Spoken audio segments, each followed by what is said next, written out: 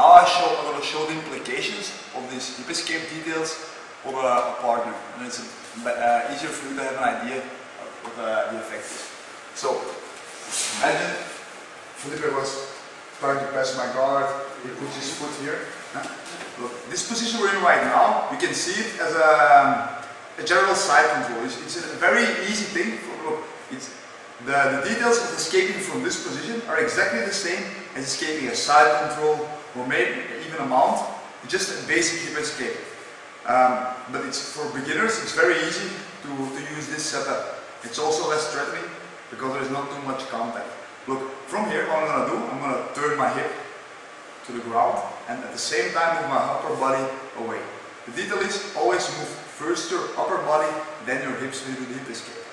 Now when I'm here, look, this is already a bad position for me, but it can always get worse. What will be worse, for example, if Felipe puts his knee on my belly? It's more worse. So the first thing you want to do is maintain your position. I'm going to use my hands and put them on Felipe's chin. Felipe wants to put the knee on belly now. It's going to be a lot harder for him.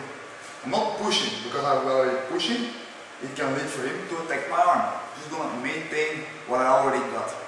From here, look, I always turn my hip to one side and move my upper body away.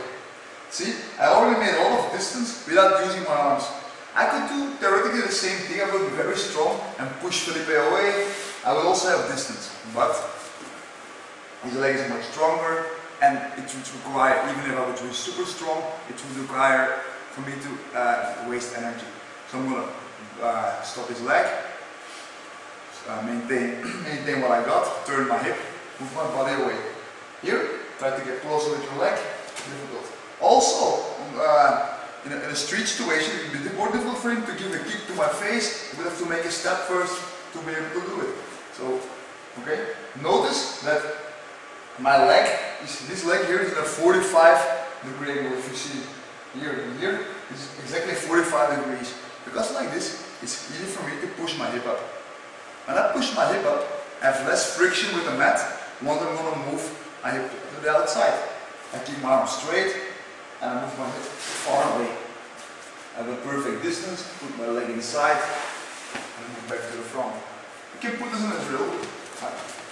Felipe takes my hands, just press sideways, I block, turn the hip, body away, maintain the distance, move far away.